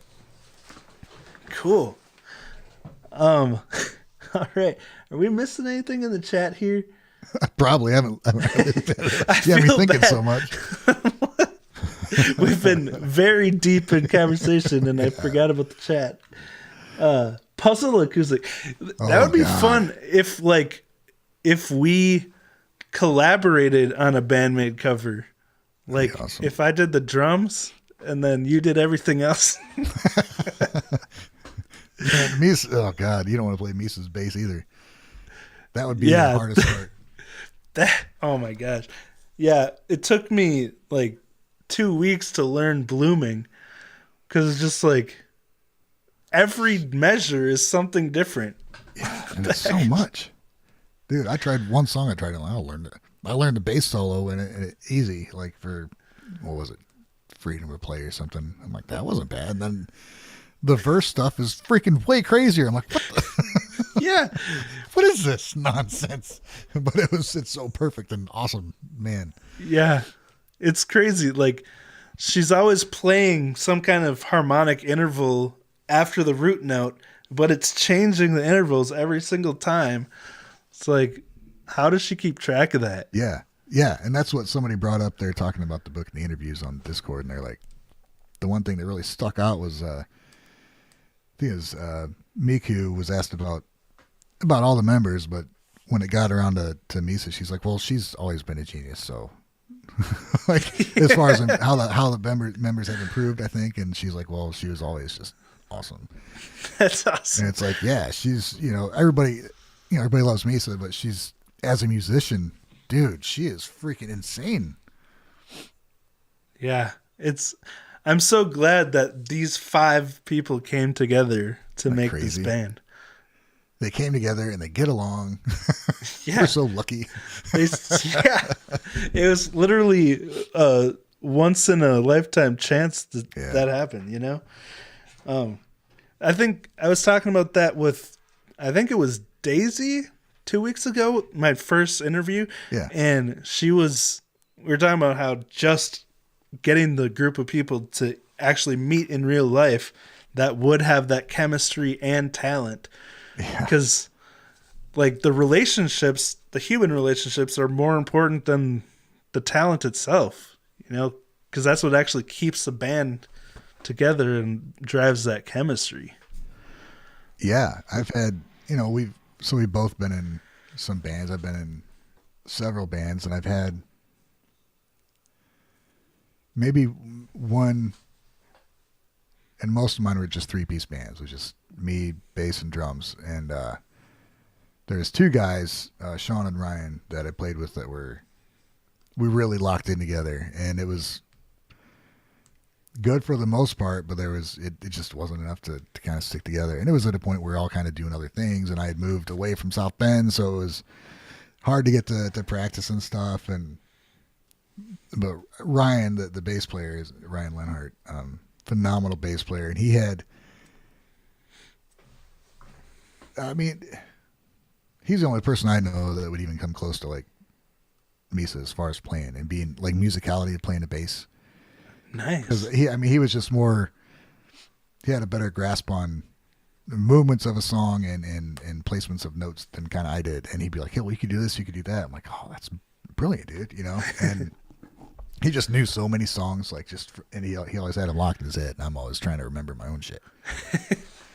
Wow, that's impressive, guy. But yeah, you know, maybe if we had the drummer kind of locked in the same way, we would have stuck together. But you know, it is a rare thing. Yeah. So many bands that like fight with themselves and still put out albums, but they keep fighting. It's like, it's so nice to see a band that just really likes being around each other. Yeah, no kidding. It's not just business. It's actual passion. Yeah. But yeah, you brought up another thing that's so important is just the logistics. People got lives, they got work. Just for 5 people to actually be able to make the time to come together and become a band and work it in around their lives, because no band starts out successful. They all got to grind to get to that point. Yeah, and it's hard work. Yeah, there's no overnight successes like what appears to be sometimes, but usually those bands got 10, 15 years ahead of that. You know. Yeah, just haven't heard of them till that night. Yeah. But yeah, I'm glad that we've both gotten into the reaction community, and because that's another thing I'm really grateful for is, you know, have been playing music my whole life, and it's been a grind, but now actually starting to become part of a community that is passionate about music, and like you were talking about, throwing out your on-set cover, or us just being able to throw stuff out there to the people we've met from doing reactions and be like, hey, check this out. Maybe you'll like it. You know, I'm just really grateful for that, because in the past, anytime I would share any kind of original music, it would just be like 1 view and it's me. You know, 10 views. Oh, I watched it 10 times. So thank you to everyone who's here and who supports our channels for that. Like, it's so cool. Oh, yeah, it's. You know, okay, so I started putting my own stuff on YouTube, and like you said, it'd get like 50 views or something. And then I started, you know, I watched some reactors. I'm like, well, that looks fun. Yeah, I like music. I can talk about stuff. Maybe I can do that. So I started, and it slowly kind of came together. And so I'm like, well, maybe I can get some people notice me with this, and then throw my own music in. And then it just so happened that the stuff I was listening to was nothing at all like my music. So when they go listen to it, they're like, well, not what I was expecting, but it's pretty good. I'm like, right on. It's more than was listening to it last week. That's for damn sure. Yeah. You know? And some people, they're like, well, it's not my thing, but it sounds really good. And some people really like it. So yeah, but like with Onset of Sorrow, that's something that's very much in my wheelhouse of music, but I wouldn't have done it if I hadn't done this and found this band. So it's an awesome community, man. And definitely some of the people we've met, and you know, there's people all over the world you and I both talk to now that certainly wouldn't have happened. Yeah, no kidding. That helps you reach whatever, you know, if you can show 5 people your music in town and they're like, yeah, whatever. But then you can show, you know, a few hundred people your music all over the world, then it's like, well, I got people listening to me in Australia, and UK. Paul, you know, and it's like that's cool, man. That is so cool.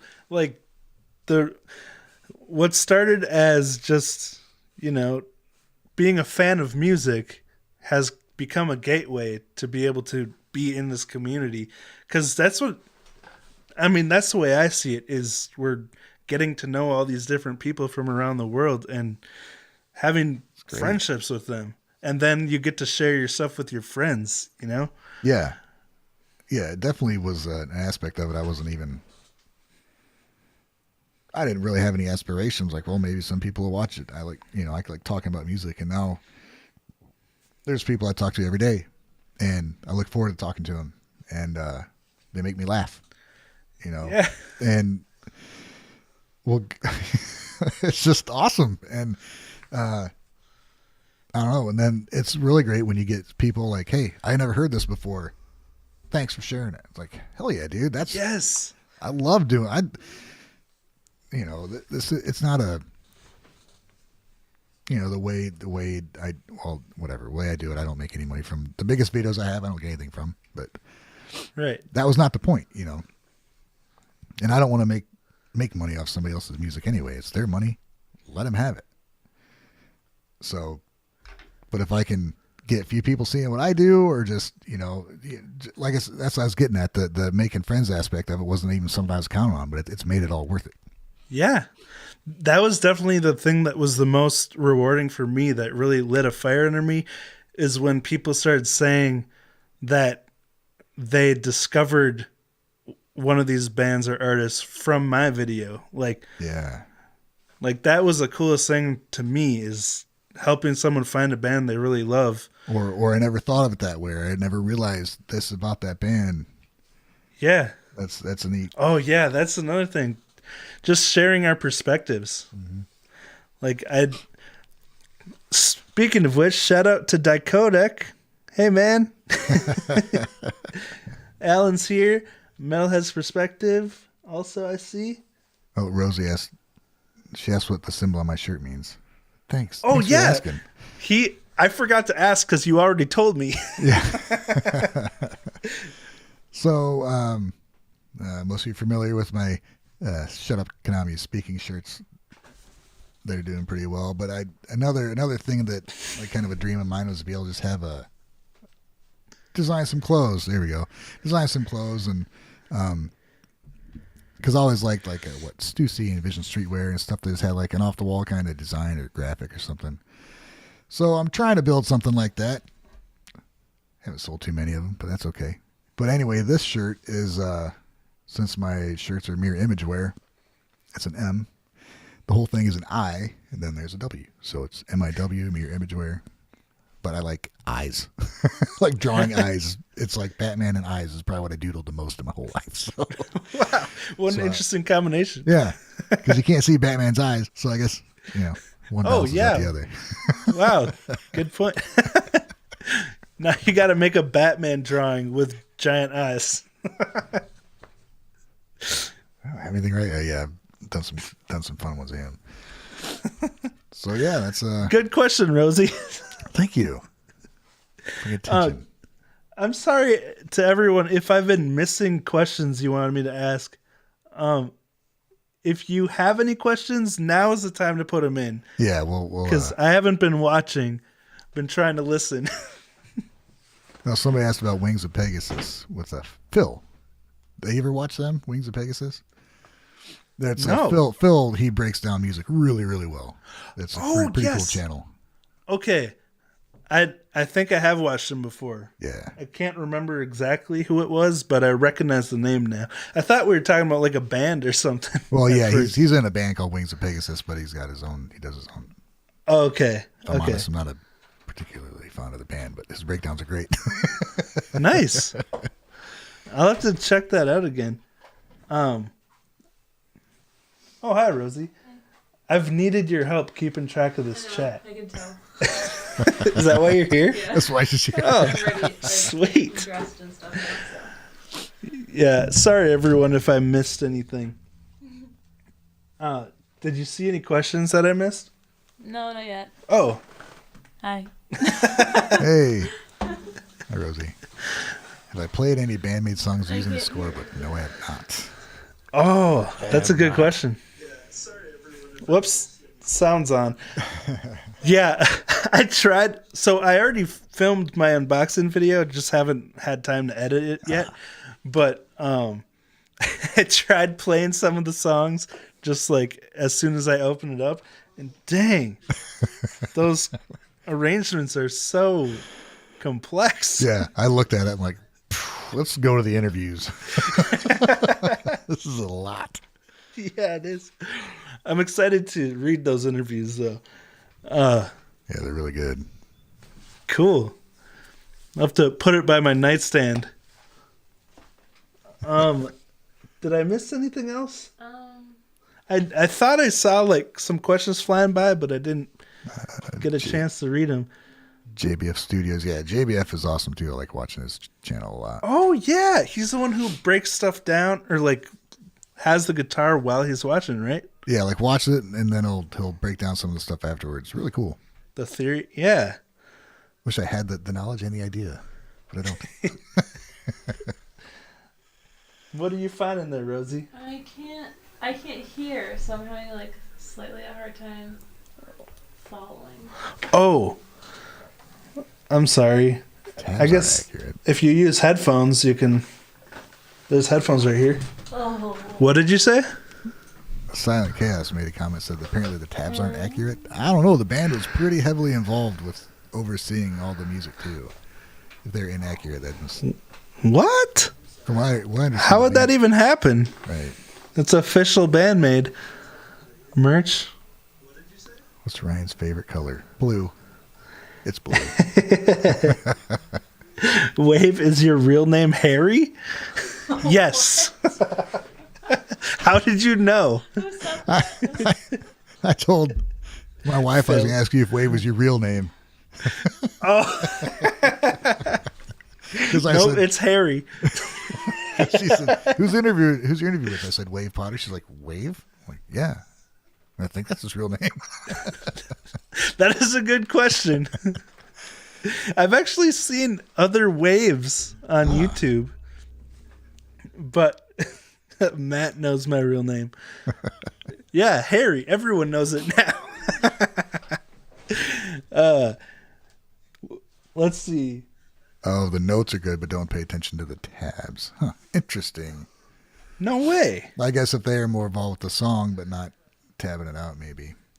I don't know. Yeah, I suppose. Well, I'm just going to assume they're good until I run into an issue. Yeah.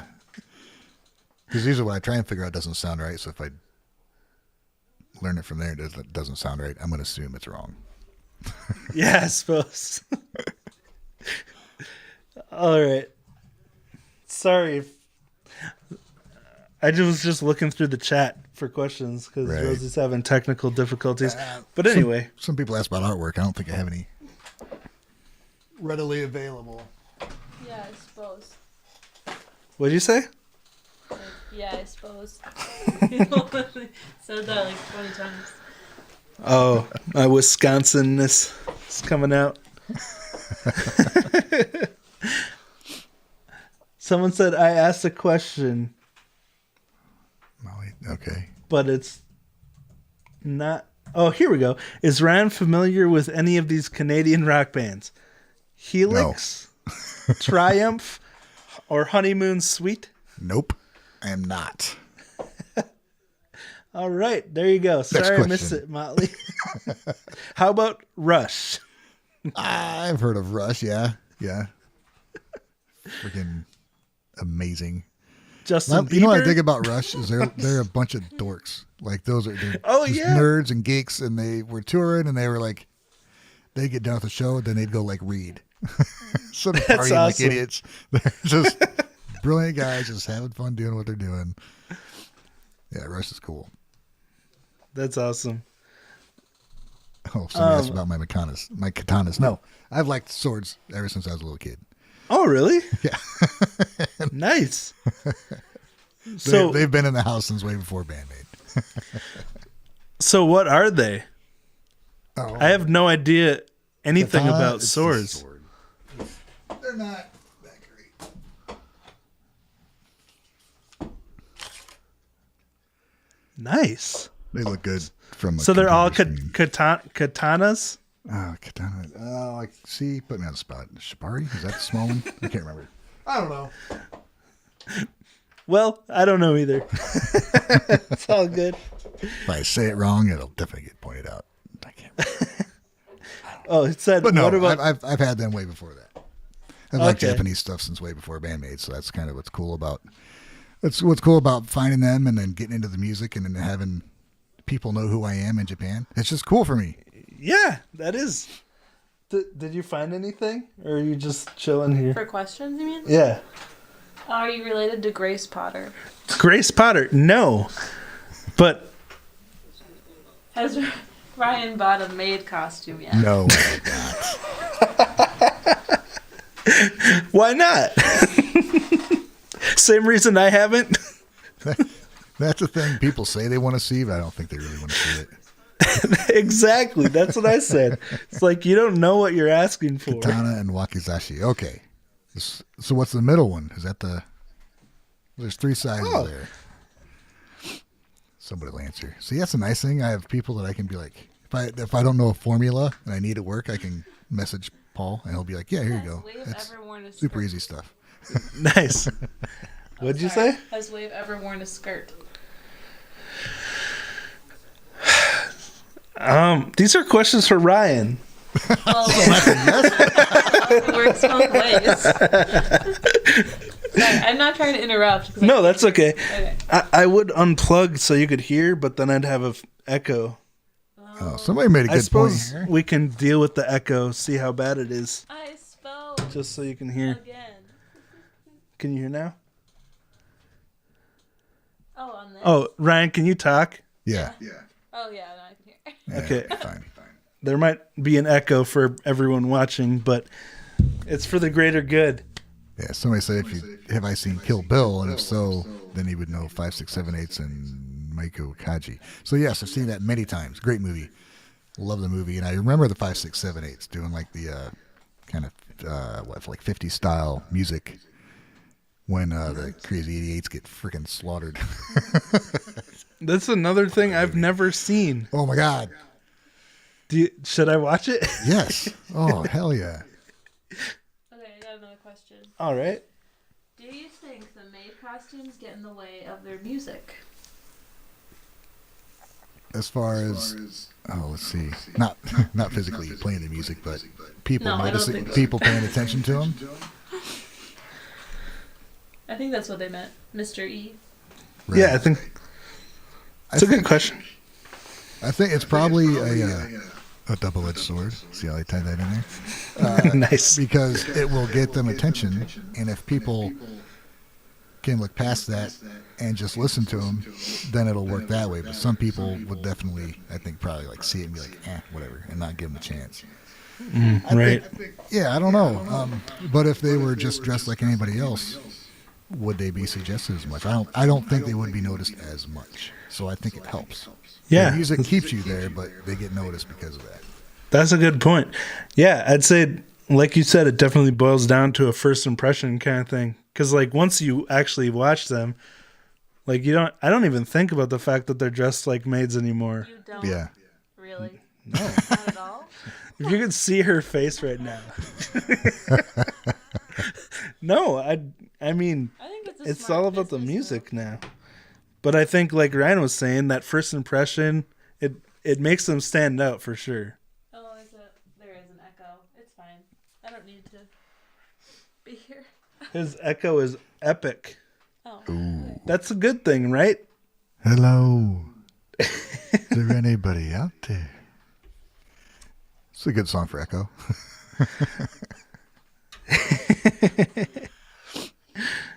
Don't listen to me? Has Rosie got a maid costume? As nearly. I don't want to talk about it. Come on, guys. Come on. This is Ryan's interview, not mine. Okay. It's How many of you commenting have made costumes? Huh? yes, that's a good question. Let's turn the interview around on the chat. They Sweet. didn't need maid outfits for Christmas. Yeah, you're right. Oh, Everybody yeah, watching that's a knew who they good were. point. They transcended the maid outfits, and it was, I would say, a one of the biggest things they've ever done was that acoustic show. Like, as far as the response from the fan base. Yeah, that gave him a big boost. Like, I don't know anyone who didn't love that show. Oh, yeah. Oh, Mr. B has a maid outfit. That's cool. But he can pull it off. He can Does keep he it. wear it? He's worn it in his videos. When no one's around. Oh, really? No, like when he's playing guitar and stuff. Sweet. The whole shebang. The BAND-MAID song tier list. No. Oh, yeah. Do you want to read a Metalhead's Perspectives question? Uh-huh. Okay. Where is it? At Wave Potter. Would you guys ever dare make a Maid song tier list? A BAND-MAID song tier list. What did I say? Maid song. Anyway, what about you, Ryan? What? Would you make a BAND-MAID song tier list? No. It just drives you crazy. Yeah. It's been gone over on the Discord a lot. We're like, oh, what's your favorite this or that? And it always ends up in pretty much everybody's like, this is my favorite one and all the other ones. Yeah. And then the favorite one switches the next time they comment. What skateboard setup did you ride? Oh, that's a good question. My current skateboard, which honestly I haven't ridden for a while, I got a what am I riding? Oh, I got a Rodney Mullen Street. Rodney Mullen's first street deck from like 1993. Wow. Something like that. I have the original one, and I've bought a new one, a new style of that too. And let's see, trucks will have Thunder trucks and I think Cloud wheels, because the streets around here are horrible. So in order to roll down the street on a skateboard, you got to have soft wheels. So when did you start skateboarding? Before I played guitar. Oh, okay. It hasn't been a constant thing. I took like a lot of time off, and then my son one day is like, "Can you teach me how to skateboard?" I'm like, "Yes, I can." That's so cool. So for about 4 years we skated quite a bit, and we went on a vacation. We hit skate parks in like every city we went through, but I had to give it a rest because I'm getting old. Right. Yeah, that's what's kept me away from it, is every time I would try, I got hurt. Because when you fall, you land on concrete. Yeah, it's real easy to do, yeah.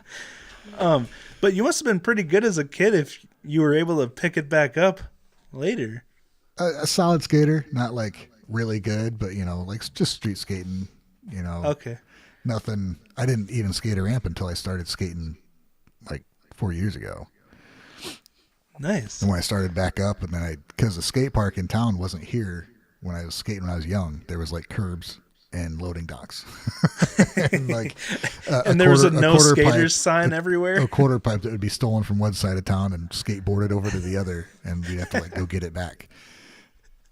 So yeah, we went to the skate park when Elliot started skating, and it's the first time I was really like skating on a ramp. I still was never good at it. Well, that's impressive though. Like that would scare the crap out of me. I dropped in. That's the first time I dropped in on a ramp was then. And it was weird because I was comfortable with it for a while, and then a couple of times I fell and like screwed up my wrist really bad, and then I was like terrified every time I got to the top. Then you were thinking about it more? Yeah. I was like, if I think I'm going to fall, I'm going to freaking fall. And I did that once where I was afraid to do it, and I did it anyway, and I was like, nope, no more. Not worth it. Dang. Yeah, my only experience with skating, well, I mean, I tried for a little bit because of friends, but it was Tony Hawk's Pro Skater game. Well, that's where all my knowledge about skating comes from.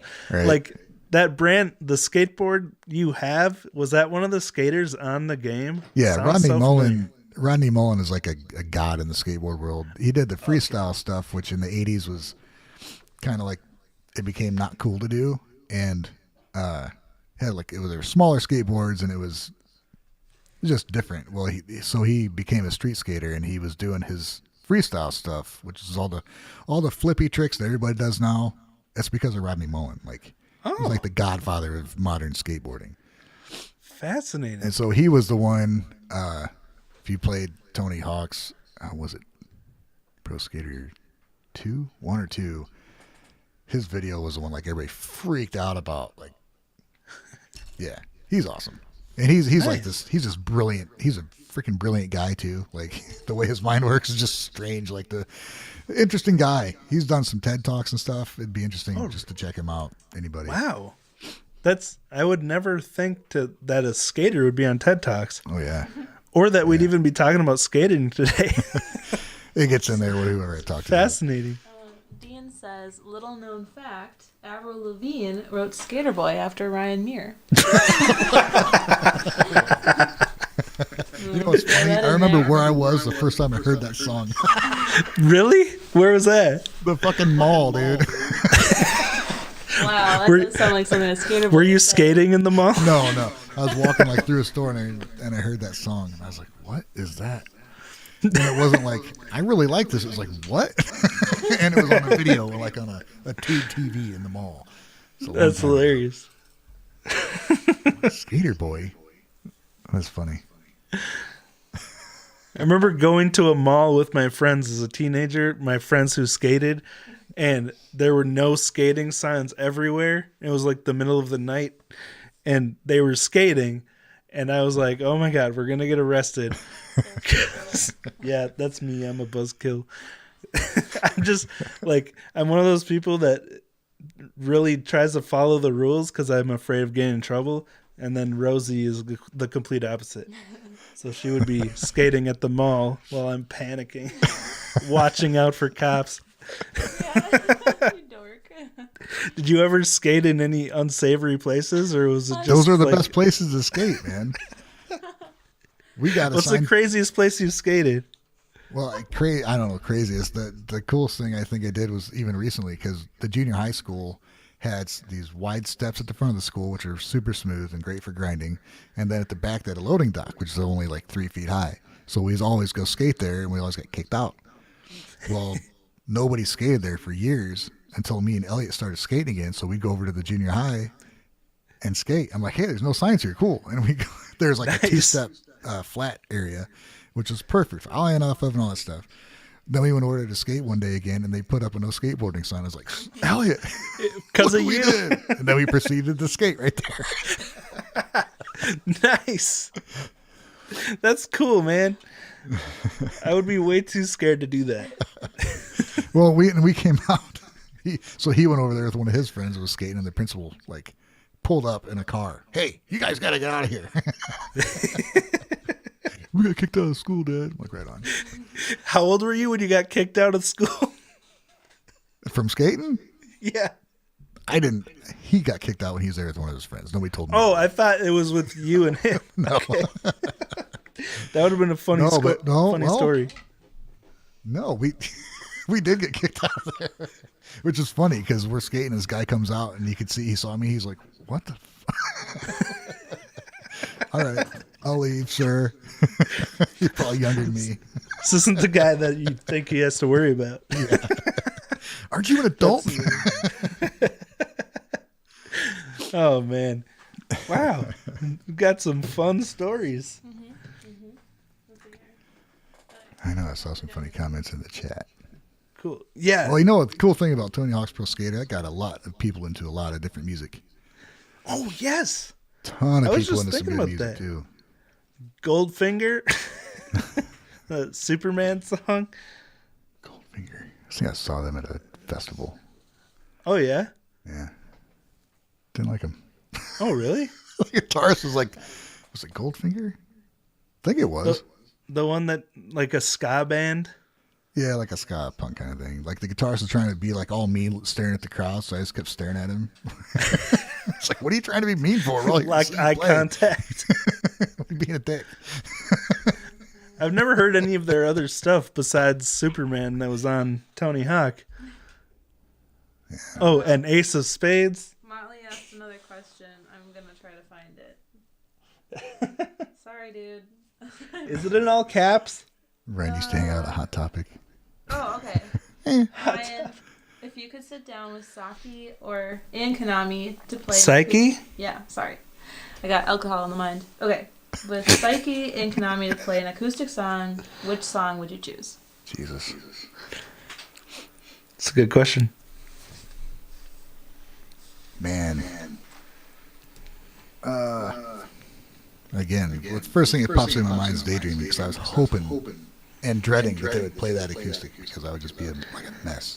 That would be awesome to hear. I'd love to hear Just pouring tears. Just them play that, but like Puzzle, that's just one of the most beautiful things I think I ever heard. Oh, especially Konami's backing vocals. Yeah. Oh.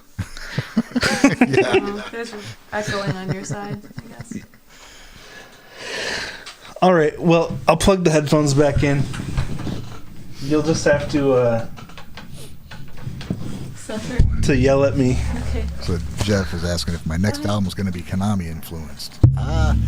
You know, she has. I've stated before that they've made me think about music differently, and not just Konami though. Misa, the way she does things. So there's gonna definitely be some influence there. It's not gonna be like a copy or anything obvious. Like, you know, there's bands that influence me that don't come across in the music I play, but they're still there. But just as far as composition wise, and maybe having more changes in songs, like, you know, the way their second verses are always different, stuff like that. Like I'm like a blues guy at heart, kind of, when I write music. So, and that's a lot of repetition, which is funny to me that I like something like that. But I also love BAND-MAID and how they don't repeat freaking anything. So, you know, I did have what was it? The Jump Before the Fall. That one I changed that a little bit because of that kind of aesthetic of having, you know, quit doing the same thing over and over. So yeah, there's definitely going to be influences there. Yeah. And any music you love should influence your playing. Right. How can it not influence a little bit, you know? When that's just, it definitely has for me the way I think about going into composition. Mm-hmm. But I've also never been like super convicted in any one style that I was playing. Like I was always very experimental with different sounds. So, but yeah, I'm excited to work on new music after being exposed to BAND-MAID and see what happens. Definitely got me thinking about music differently and doing reactions, actually, because now I think about it more from a listener's perspective than just composer's perspective. And I'd never done that before. But because I'm like, what do I look for in new music when I listen to it now? Yeah. And yeah, the comparison's always, well, it's good, but it's not. It's just not fair. It's not fair to other bands. It is hard when one of the first bands you react to is BAND-MAID. Yeah, it's crazy, man. Just because, you know, and Psyche has such a unique kind of vocal anyway. There's a lot of bands that the vocals just kill it. Great song, vocals annoy me, you know, or they're just not powerful or something. And she's in between all that stuff. She's not this or that. She has a pretty unique voice. And you know, which I think is probably one thing that may not be as obvious to people that appeals to them is how her voice is so different, you know. Yeah, I mean, everything about them is different, but if they have a song that sounds like something else, her voice doesn't sound like anybody else. Interesting. They're just such a unique combination of musicians. Yeah, she definitely, like, just another member of the band. Like, they all fit together so well. Yeah. Oh, yeah. Like,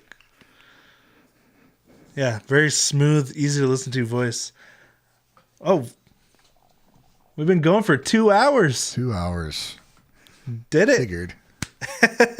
Figured that happened, man. Oh, yeah. Does anyone have any other questions? Did I miss anything before we wrap things up?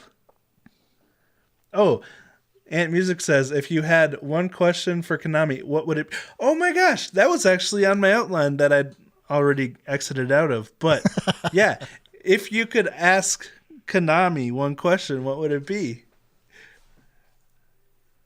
Other than, can we jam? Hey, that's a good question. That's not what you're going for. Music-wise, what would I ask her? Man, It's a good one. Well, let's see why would I bother? I would ask her, hey, bud, about.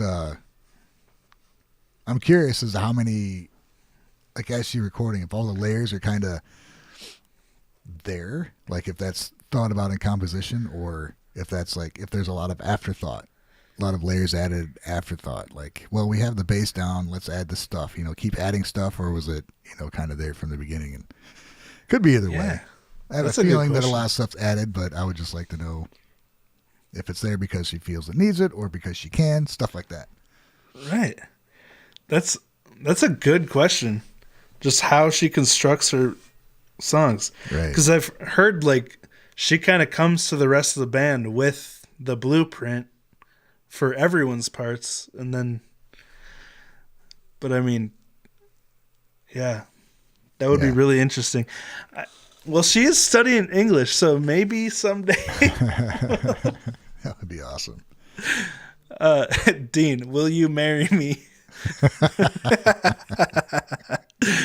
Let's see. I saw another question here, and then it scrolled up. Oh, Silent Chaos asks, when you guys first heard BAND-MAID, what era of music did it take you to?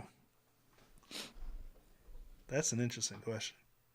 Yeah, I think Thrill was the first one I heard, and it reminded me of what I say. It was like some like dirge metal or something, or dirge rock is the only thing I could think of.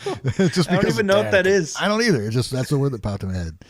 And so I guess some kind of, it was weird because it was like initially it was like a grunge sound, like the tone of the guitars, but how they were playing reminded me of something more like Winery Dogs, like the notes being chosen and everything. Is that Mike Portnoy's band? Yeah, and Billy Sheehan and Richie Kotzen. And a brilliant freaking band. And so, and I know that, they weren't the writers of that song, but how it was being played reminded me of that. So I'm like, this is really interesting because it didn't have the traditional like tones for that kind of music, but it was using that style. So it was just really cool and different. I'm like, what the hell is this? Interesting. Yeah. And that piqued my interest. I'm like, what? Because it was, almost like a twinge of Sabbath, but it had this technicality to it that was missing from songs that usually sound like that. So it was a really weird combination. And that's what kind of piqued my interest on it. Then it was No God, and it was like, oh, nice. Yeah, yep. I'm yours. That was my second song. Take me. Yeah. Oh my gosh. Such a great sound. Yeah. My first song was Freedom, and that drum solo Live? kind of doesn't. Yeah. I think that's why I checked it out, because people were like, because at the time I was just focused on drummers. Yeah. And so people were like, check out Freedom by BAND-MAID. There's a drum solo in the middle. Because I was actually looking up like Akane Hirosa drum solos and stuff, trying to find just drums. And then I watched that, and it all went from there. But dude, the build up in that song, like on its own, it's a good song, but that live, how it goes into the drum solo and then comes out of it into the guitar. So awesome. Oh my so gosh. awesome and epic, and every time I watch it, I love it just as much. I gotta revisit that again, since it was the first song I ever watched. Yeah. Like, I've listened to the album version, but I haven't watched the live version that much since that first time. But yeah, I gotta go back. All right. Well, Mr. B said I missed loads. That was a while back. Loads. Like loads of stuff. Oh, yeah. Loads of questions. Yeah. Sorry, we're just too much good conversation going on. Yeah, it's been a really interesting chat. And would you be willing to do this again sometime in the future? Oh, definitely. Hell yeah, man. Sweet. Well, maybe for the next time, I'll have people send in questions in advance, and then I won't have to try to listen to you and read the chat, because that's impossible for me. Yeah, that's hard to do. But yeah, that'd be cool. I'd love to do it, man. I think we got a lot more to talk about. Yeah. Cool. Well, thanks for coming on. I really appreciate it. Thanks for having me on. Yeah, you're welcome. Again, all of Ryan's links are below in the, what's it called? The description box. So if you're not already, go subscribe to Ryan's channel. His Patreon's down there. And one link I forgot was Mear Image. We're both wearing Ryan's merch Oh, that he yeah. designed. Thanks, man. I'm horrible at plugging my own merchandise and everything. Me too. Alan always has to do it for me. Oh, he's good at that. Yeah, he is good at that. He's good at that. But yeah, thank you, Wave. Check out Wave stuff too. He's got good content. He's got good merch. We work hard at what we do. So. Oh yeah, Davor. I'm not going to try to pronounce that because I'm going to get it wrong. But don't forget to shout out Gaijin Guy's channel as well. That's a good point. If you haven't heard, Ryan and I do a podcast. Well, I see it more as a live stream. Yeah, but for now. Live stream podcast with Alan from Decodec and Champ of Medium. So go check that out. I think I put the link to that below. Yeah, it's in there. Hi. So yeah, we're learning. You guys are seeing us learn, but it's going pretty well, and conversations get pretty fun. Yeah, I like it because I'm not leading it, so it's a lot less pressure. Because as you can tell, my live streams are always like kind of a mess, but people still tune in for some reason, so I can't complain. Thank you all for understanding. Well, I should host one of these things sometime. Everybody else is doing it, so yeah, that would be sweet. Oh yeah, and another reminder: Axe Japan's doing his first live stream this Saturday. I don't think he's scheduled it yet, so there's no link yet. But on my Friday live stream with Rosie, I'll make sure to put a link there. cool. Oh yeah, Paul just mentioned that stuff. too. Sweet. All right. Well, thank you again, Ryan, for coming Thanks on. Is there everybody. anything Thanks else? Wave. Thanks Rosie. Yeah. Is there anything else you want to say before we wrap it up? No. All right. You heard it here. Definitive answer. I want to say goodbye, but the camera is so like tilted. Oh yeah. Oh. Sorry. Bye. It's just in my little corner here. All right. Bye, Thanks. everybody. Thank you very everyone much for tuning watching. in. Yeah. And talk to you next time. See ya.